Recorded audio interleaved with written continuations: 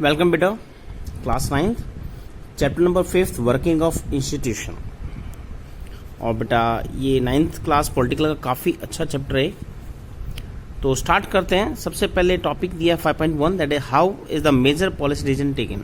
तो जो बड़े पॉलिसी डिसीजन वो कैसे ले जाते हैं, तो इसको बेटा एक बहुत अच्छा एग्जाम्पल दिया है यहाँ, उसके थ्रू पहले इसको डिस्कस किया। जैसे पीछे हमने हरियाणा इलेक्शंस की एग्जाम्पल पढ़ा था चैप्टर से पहले।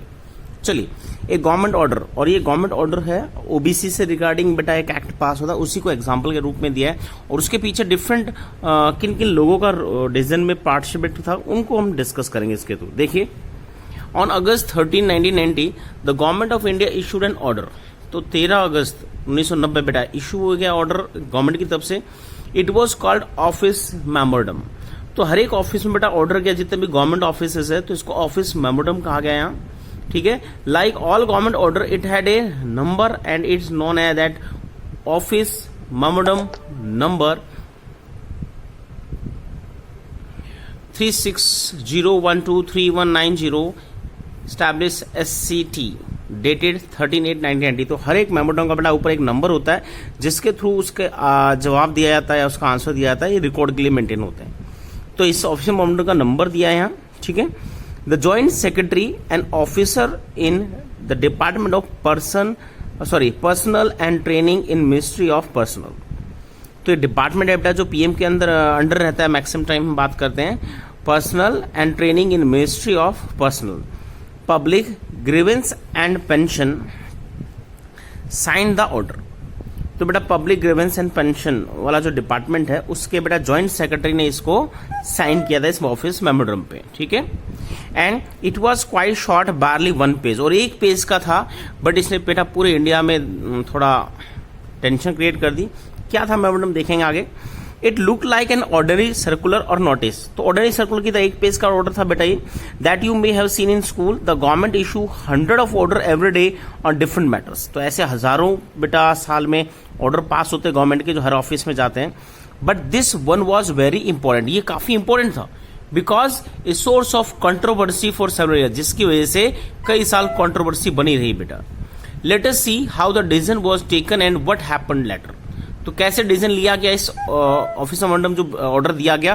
तो ये ऑर्डर देने से पहले बेटा एक्ट पास हुआ होगा, पार्लियामेंट में डिस्कस हुआ, उसके बाद हमारा लेजिस्लेटिव बॉडी में जो है वो जो लॉ बनाती है उसको एग्जीक्यूटिव बॉडी में भेजती है। और ये जॉइंट सेक्रेटरी कोई इलेक्टेड पर्सन नहीं है, ये बेटा रिक्रूटमेंट पर्सन है, और इसके साइन होके वो ऑर्डर एग्जीक्यूटिव बॉडी से पास हुआ और हर एक ऑफिस तक वो पहुंच गया, ठीक है। चलिए, नीचे आपके बेटा पिक्चर दिए दोनों ऑफिस मेमोरेंडम की। पहला पिक्चर दिया ऊपर देखो, जिसमें आपका वो नंबर दिया जो ऊपर हमने पैरा में पढ़ा था, ऑफिस मेमोरेंडम 36012319 13/8/1990 डेट दी इसकी। ऐसा ही होता है बेटा, और इसी नंबर के थ्रू इसको ट्रैक किया जाता है, इसी के थ्रू इसका आंसर दिया जाता है। देखिए, फिर सब्जेक्ट लिखा है एप्लीकेशन की तरह 27% reservation for socially educationally backward class in civil post and service. Civil post यानी गवर्नमेंट की जितनी पोस्ट है सर्विसेज है सब में 27 रिजर्वेशन दिया जाएगा, 27% किनको, जो सोशली एजुकेशनली बैकवर्ड क्लासेस हैं, ठीक है। So in a multiple undulating society like our, early achievement of the objective of social justice as addressed in the constitution is a must second backward class commission. तो यहाँ एक backward class commission बना था, उसका discussion दिया second. इससे पहले एक और था, पहले इसको पढ़ लीजिए, वो काकरा मंडल था, एक और था बेटा। तो second backward class commission called Mandal commission, जो मंडल कमीशन बना था, was established by the government with this purpose of view, which submitted its report and the government to India 31 December 1980। तो बेटा बैकवर्ड क्लास कमीशन मंडल कमीशन बना, उसने अपनी report 31 दिसंबर 1980 को दी। और किसके रिगार्डिंग बना था बेटा ये, हमारी सोसाइटी में जो मल्टीपल अंडरलेटिंग है और जो हम बात करते हैं achievement the objective of social justice, सबको सामाजिक न्याय मिल पाए, बैकवर्ड क्लासेस को इक्वलिटी मिल जाए, बराबर अपॉर्चुनिटी मिले, इसलिए कमीशन को बनाया गया था। देखिए सेकंड पॉइंट, इसमें पूरा नहीं दिया है, जो मेन आपका रेटेड वही दिया है। Government have carefully consider the report, और गवर्नमेंट ने इसकी रिपोर्ट को पढ़ा, रिकमेंडेशंस को पढ़ा, and present context regarding the benefit extended to the socially and educationally backward class. तो सामाजिक और पढ़ाई लिखाई एजुकेशन में जो बैकवर्ड है उनको बेटा इसने बेनिफिट देने की रिकमेंडेशन दी थी, किसने, मंडल कमीशन ने। Okay, then appoint the commission and are the clear view that the outside certain weightage has to be provide. तो इनको अलग से हमें वेटेज प्रोवाइड करनी होगी इस कमीशन के according. Such class in the service of union and the public undertaking. तो गवर्नमेंट और यूनियन के अंडर जितने भी बेटा गवर्नमेंट ऑफिस हैं, गवर्नमेंट भर्तियां होती है, रिक्रूटमेंट होती है, सब इनको अलग से वेटेज दिया जाए। According order issue the follow, इस ऑर्डर के अकॉर्डिंग पहली लाइन दी है, येलो हाईलाइट कर रखी है, 27% ऑफ वैकेंसी यानी jobs in civil post service under the government of India shall be reserve for SEBC। SEBC कुछ नहीं बेटा, ये शॉर्ट एब्रीविएशन है जो हमने ऊपर पढ़ा था, socially and educationally backward class. ठीक है, तो SEBC के रूप में ये पास हुआ था एक्ट। ठीक है, इसके बाद बेटा फिर आपको एक पिक्चर दिखेगी और यहां पे देखिए कोड इसका वो ये 36012, आगे उसमें 31 था या 22 है, यानी ये बाद में एक और ऑर्डर पास हुआ पर वो पहले ऑफिस मेमोरेंडम से ही रिलेटेड है ये। तो 2293 वो 90 में पास हुआ था ऑर्डर, ये 93 यानी 3 साल बाद हुआ। SCT dated 8/9/1993। ठीक है, अब देखिए यहाँ क्या बदलाव आया, इसका सब्जेक्ट पढ़िए बेटा। तो 3 साल बाद फिर से ऑफिस मेमोरेंडम पहुंचा, क्या बदलाव आए, reservation for other backward class, उसमें SEBC लिखा था सोशल एजुकेशन, अब यहाँ OBC लिखा गया है, other backward class in civil post and service under the government of India regarding.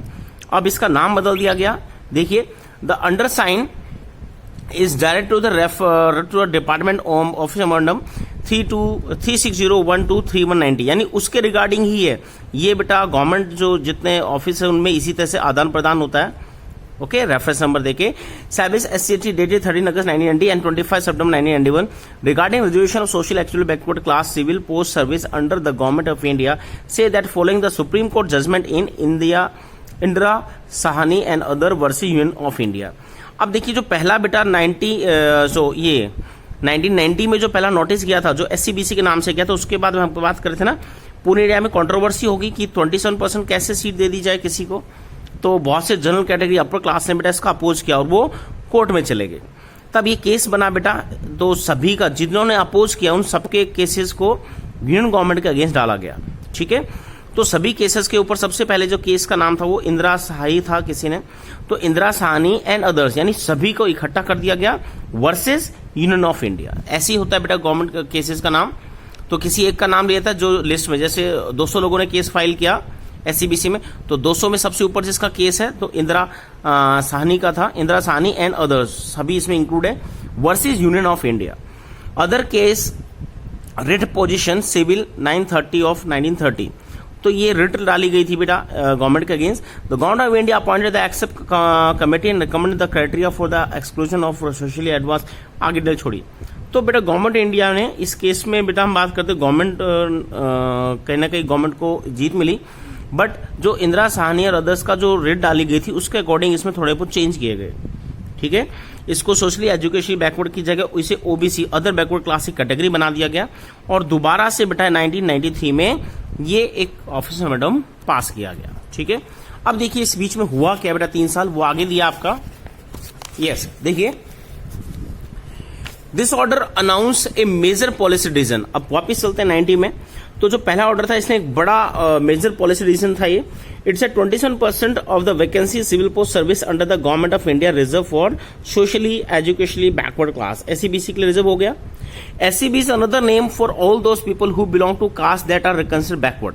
तो SEBC जो वर्ड है किसके लिए यूज हुआ, उन क्लासेस के लिए जो बैकवर्ड थी उस टाइम। ठीक है, the benefit of job reservation was still then available only to schedule caste. इससे पहले बेटा शेड्यूल कास्ट और शेड्यूल SC ST के लिए रिजर्वेशन था, अब इनके लिए भी रिजर्वेशन आना शुरू हो गया। Now a new third category called SEBC, अब एक तीसरी कैटेगरी बन गई, पहले ऑफिसर में होंगे SEBC was introduced. Only person who belong to the backward caste were eligible for the quota of 27% job. Other could not compete for this job. तो इससे पहले SC ST के लिए रिजर्वेशन था, SC के लिए बेटा हम कहते हैं 15% सीट रिजर्व होती हैं, SC के लिए 7.5 थी।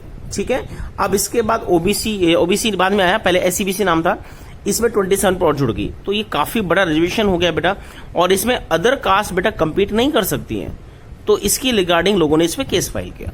ठीक है, चलिए आगे चलते हैं। Decision makers, who are the decision makers, किसने डिसीजन लिया बेटा, देखिए who decide to issue this memorandum, ऐसे मेमोरेंडम को डिसाइड किसने किया होगा। Clearly such a big decision could not have been taken by the person who signed the document. जैसे वहां ज्वाइंट सेक्रेटरी ने साइन किया, क्या उसने डिसीजन लिया, नहीं, वो 1% डिसीजन नहीं ले सकता देश के लिए, तो और वो तो रिक्वायरमेंट है, आपने अपॉइंट नहीं किया, गवर्नमेंट ने उसको अपॉइंट किया, वो डिसीजन ले सकता। The officer was merely implementing, क्योंकि वो ऑफिसर सिर्फ इंप्लीमेंट कर रहा है, ऑर्डर को पास कर रहा है बेटा।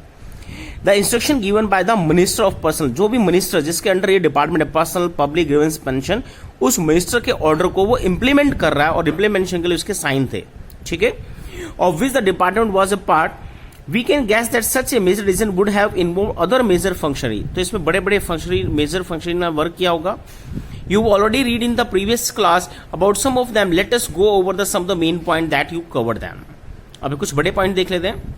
सबसे पहले हम बात करते हैं प्रेसिडेंट की बात करते हैं, क्योंकि फर्स्ट पर्सन है, सबसे अपर पोस्ट है इसकी। President is the head of the state and the highest formal authority in the country. क्या इससे इसके साइन नहीं होंगे? होंगे भाई। फॉर्मल अथॉरिटी कहीं ना कहीं फॉर्मली बात करें तो सबसे बड़ी अथॉरिटी है कंट्री की। Then second, the prime minister is the head of the government, ये गवर्नमेंट का हेड होता है, actually exercise the government power, पूरी गवर्नमेंट की सारी पावर ये यूज करता है। He takes most of the decision in the cabinet meeting, cabinet meeting में बड़े डिसीजन यही लेता है। तो क्या इसका इसमें रोल नहीं होगा? फिर बात करते हैं बेटा, parliament consist of the two houses, Lok Sabha and Rajya Sabha. The prime minister must have the support of majority in Lok Sabha, तो लोकसभा में मेजोरिटी होती है, लोकसभा में ये चीजें पास होती है। तो हम बात करते हैं, हमारे दिमाग में तीन चीजें आती हैं, प्रेसिडेंट, प्राइम मिनिस्टर और पार्लियामेंट। क्या इनका रोल नहीं रहा होगा? तो शायद इन सभी ने रोल प्ले किया होगा, और बेटा रियल में किया भी है। चलिए आगे चलते हैं। So were all these people involve in this decision में regarding the officer memorandum, let us find out क्या इन सबका रोल था। चलो देखते हैं आगे। So this officer memorandum was the first culmination of a long chain of event। अब देखिए इसके पीछे पुराना बहुत बड़ा इवेंट था, तो देख लेते हैं उसे, थोड़ा सा हिस्ट्री दी है। The government of India had appointed the second backward class commission 1979। तो बीपी मंडल बेटा इसके हेड थे, इसीलिए इसका नाम मंडल कमीशन पड़ा। तो बीपी मंडल की अध्यक्षता यानी ये चेयरमैन थे, इनके अंडर बेटा 1979 में ये कमीशन बनाया गया, सेकंड बैकवर्ड क्लास कमीशन था। इससे पहले फर्स्ट है, मैंने राइट साइड लिख रखा, देखिए फर्स्ट जो बैकवर्ड क्लास कमीशन था वो काका कालेकर के अंडर बना था बेटा 29 जनवरी 1953। नोट करना है इसे, 29 जनवरी 1953। और 1955 में इन्होंने अपनी रिपोर्ट सबमिट करी थी। इनकी रिकमेंडेशन को बेटा दबा दिया गया, कोई उस पर डिसीजन नहीं लिया कांग्रेस गवर्नमेंट ने। अब बात करते हैं बीपी मंडल आया 1979, डेट याद रखा इनकी। Hence it was properly called Mandal commission, chairman के नाम से ही बेटा इसको मंडल कमीशन कहा गया। Okay, Mandal Commission because of the person surname. It was asked to determine the criteria to identify the social educational backward class in India and recommend step to take their advancement. तो socially backward जो education backward उनको recognise करना था इन्हें, और उनके advancement के लिए क्या किया जाए ये बेटा इनको रिकमेंडेशन देनी थी गवर्नमेंट को। सो द कमीशन गिव इस रिपोर्ट 1980, तो 79 में बना, एक साल बाद 1980 में इन्होंने अपनी रिपोर्ट दी एंड मेड मेनी रिकमेंडेशन। तो बहुत सी इन्हें सुझाव दिए, गवर्नमेंट को रिकमेंडेशन दी। वन ऑफ दीज, उनमें से एक सबसे बड़ी रिकमेंडेशन सुझाव क्या था? That 27% government jobs be reserve for socially and education backward classes. तो उसमें था कि 27% सीट्स इन लोगों के रिजर्व होनी चाहिए। The report and recommendations were discuss in parliament. अब दूसरी स्टेप आती है बेटा, देखिए पहला तो ये हो गया, कमीशन की बात आती है। अब सेकंड आता है बेटा यहाँ 1 नंबर 1 लिखा है, मैं देखो प्रोसेस लिखा है। सबसे पहले कमीशन बना जिसने हमने रिकमेंडेशन दी 1980 में। अब सेकंड बात करते हैं, ये डिस्कस हुई बेटा रिपोर्ट पार्लियामेंट में, तो पार्लियामेंट का रोल आ गया। For several years many parliament and the parties keep demanding the implementation of commission recommendation, then came the Lok Sabha election 1989। तो ये 80s में बेटा देखिए इनकी रिकमेंडेशन 80 में आ चुकी थी, और उसके बाद कई बार पार्लियामेंट में रिपोर्ट रखी गई, डिस्कशन हुआ, पर किसी पार्टी ने ध्यान नहीं दिया। इसके बाद हम बात करते हैं लोकसभा के इलेक्शन आए 1989।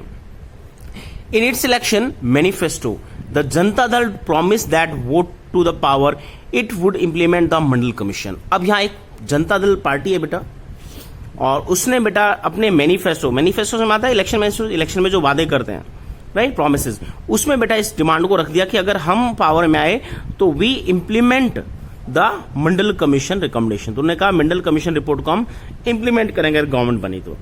अब बेटा थोड़ा जनता दल का बता देता हूं।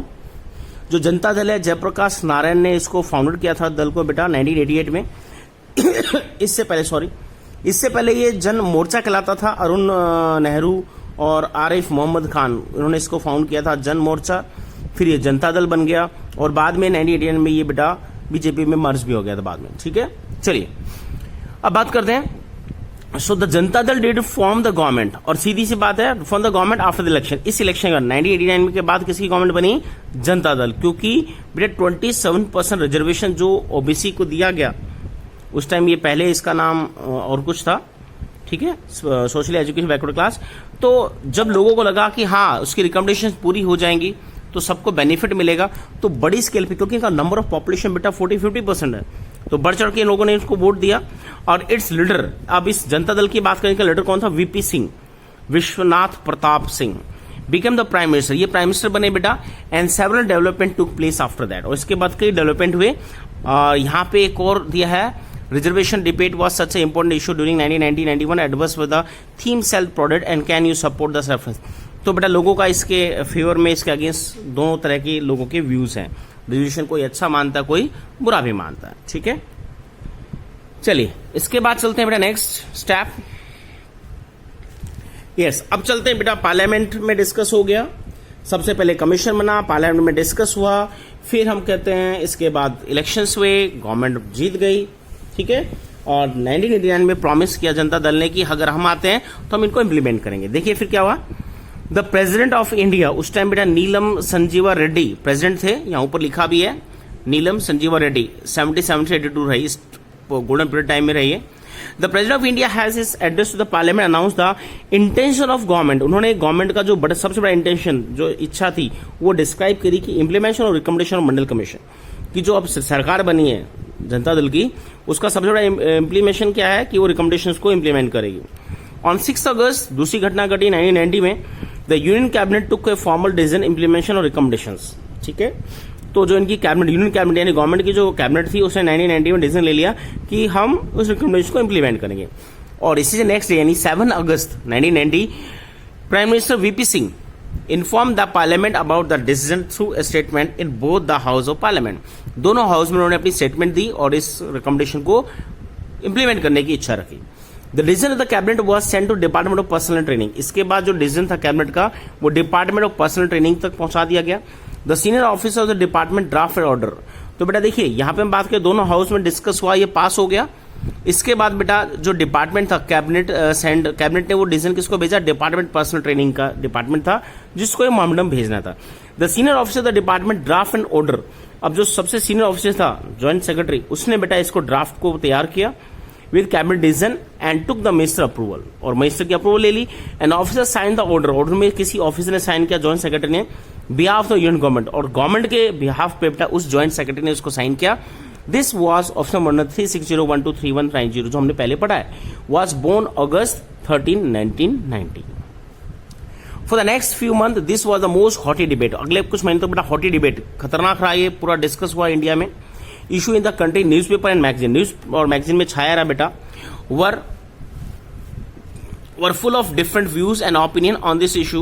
It led to the widespread protests over the counter protests, some of the which are the violent. तो कुछ ने इस प्रोटेस्ट को सपोर्ट किया, कुछ ने इसका काउंटर प्रोटेस्ट किया, कोई इसके सपोर्ट में था, कोई इसके अपोज में था, और काफी वायलेंट मूवमेंट हुए। People reacted strongly because the decision affect the thousand job, लोगों ने रिएक्ट क्यों किया, क्योंकि हजारों जॉब्स बेटा इससे इफेक्ट हो रही थी। Some felt that the existence of the inequality among the people of different caste in India necessitated the job reservation, कुछ लोगों को हमारा रिजर्वेशन जरूरी है। They felt that this would be give a fair opportunity to those community who were so far had inadequate been represented in the government employment. तो सरकारी जितने भी एम्प्लॉयमेंट है, गवर्नमेंट एम्प्लॉयमेंट है, उनमें जिनको जगह नहीं मिली आज तक बैकवर्डनेस की वजह से, उनको मौका मिलेगा। अदर फेल्ट, अब दूसरे ग्रुप की बात करें, felt that was unfair as it would deny equality of opportunity, तो वो कहते हैं इक्वलिटी का अगेंस्ट रिजर्वेशन, सबको समानता नहीं है। If those did not belong to the backward class communities, they would be denied job even though they could be more qualified. उनका मानना था कि ज्यादा क्वालिफाइड है तो भी हम जॉब के लिए डिनाई हो जाएंगे, हमें मना हो जाएगा, और लेस क्वालिफाइड पीपल जॉब्स में आ जाएंगे। Some felt that this would be perpetuous caste feeling among people and hamper nationality, तो कुछ ने माना कि ये नेशनलिटी के लिए भी खतरनाक है, राइट, क्योंकि इसमें कास्टिज्म बढ़ जाएगा, और जैसा आज इंडिया में हुआ भी है। In this chapter we want discuss whether the decision was good और बैड, अब इसमें हम ये डिस्कस नहीं करें कि ये डिसीजन गुड या बैड है, इसको नोट करना प्लीज, हम रिजर्वेशन के अगेंस्ट या उसके सपोर्ट में बात नहीं करेंगे। We only take this example to understand how major decision are taken and हम डिसीजन लिए कैसे जाते हैं उसकी बात कर रहे हैं। तो who resolve the dispute, you know that the supreme court. अब तीसरा देखिए, हमने पार्ट पढ़ा था, कमीशन बना, पार्लियामेंट में डिस्कस हुआ, ठीक है, और इसमें पीएम का रोल आया, प्रेसिडेंट का भी आया, कैबिनेट का आया, और लास्ट में एक डिपार्टमेंट है कैबिनेट, ने उस डिपार्टमेंट ऑफ पर्सनल ट्रेनिंग को भेजा। अब बात करते हैं, डिस्प्यूट हुआ अपने 90 में, तो 3 साल बाद दोबारा मेमोरेंडम किया, तो उस बीच में सुप्रीम कोर्ट ने अपना वर्क किया बेटा। यहाँ पर इंस्टीट्यूशन एक की बात करें, high court in India settle dispute rising the government decision, some person and association oppose to this order filed a number of cases. तो जो लोग इसके अपोज थे बेटा, सोशली एजुकेटेड बैकवर्ड क्लास के अपोज में थे, इनको रिजर्वेशन ना मिले, उन्होंने बेटा केसेस फाइल किए कोर्ट में, ठीक है। They appeal to the court to declare the order invalid. अब उन्होंने अपील की कि इसको इनवैलिड घोषित कर दिया जाए, गलत है ये, ठीक है, एंड स्टॉप द इम्प्लीमेशन, इसका इम्प्लीमेशन बंद कर दिया जाए, ये रिजर्वेशन ना दिया जाए। The supreme court of India bunch all the cases, जितने लोगों ने केस बेटा फाइल किए थे गवर्नमेंट का केस, उनको बंच यानी उनको इकट्ठा कर दिया गया। दिस केस वाज नोन, और इसका नाम रख दिया गया इंदिरा साहनी एंड अदर्स, यानी इंदिरा साहनी और सारे versus union of Indian case, union of India case यानी गवर्नमेंट का केस। 11 जजेस ऑफ सुप्रीम कोर्ट, बेटा यहाँ देखिए ऐसी बड़ी बेटा हम क्या ना इसको बेंच बोलते हैं इनको, 5 की या 11 की ऐसी बेंच बैठती, 11 इसलिए क्योंकि डिसीजन लिया जाएगा, 6-5 से डिसीजन लिया जाएगा, राइट। 11 जजेस of supreme court had argument of the both side, दोनों तरह के आर्गुमेंट सुने। By majority the supreme court जज इन 1992 declare that the order of the government of India was valid, और 1992 में ऑर्डर आया, इसको नोट करना प्लीज। 1992 में बेटा इन्होंने ऑर्डर दिया कि गवर्नमेंट ऑफ इंडिया का वैलिड है। At the same time the supreme court asked the government to modify, और सुप्रीम कोर्ट ने कुछ थोड़ा बहुत इसको मॉडिफाई किया, जैसे हमने इसको पहले पढ़ा था सोशली एजुकेटेड बैकवर्ड क्लास, बाद में इसका नाम हो गया other backward class OBC. Modify the original order, it said that well to do persons among the backward class should be exclude from the getting. तो इसमें कुछ कास्ट को निकाला गया, जो वेल टू डू थे उनको अलग कर दिया गया, एक्सक्लूड कर दिया गया from the getting the benefit reservation. According to the department of personnel training issued another officer. इसके बाद उन्होंने अलग एक और ऑफिस मेमोरेंडम सेंड किया, जो हमने दूसरा नीचे देखा था, सितंबर 8, 1993। डेट नोट करना प्लीज, 8 सितंबर 1993। The dispute thus came to an end and this policy has been followed since year, और तब से बेटा पॉलिसी यूज हो रही है। अब फिलहाल हम कहते हैं SC, ST एंड OBC, ये तीनों रिजर्वेशन आज बेटा इंडिया में हैं। इसके बाद अभी हम बात करते हैं एक और जनरल कैटेगरी के लिए 10% का रिजर्वेशन और आ गया है बेटा, ठीक है। इनको मैंने शायद पीछे पेज पे लिखा था, एक बार आप दिखा देता हूं, ठीक है। हाँ जी, हाँ देखिए, SC 15%, ST 7.5, OBC 27% and EWS, okay, इसके लिए 10% रिजर्वेशन, और ये अब बेटा 59% हो गया, 50 से अबव रिजर्वेशन जा चुका है, ठीक है। सो थैंक यू बेटा, यहाँ ओवर होता है आपका टॉपिक, नेक्स्ट पार्ट में मिलेंगे, थैंक यू।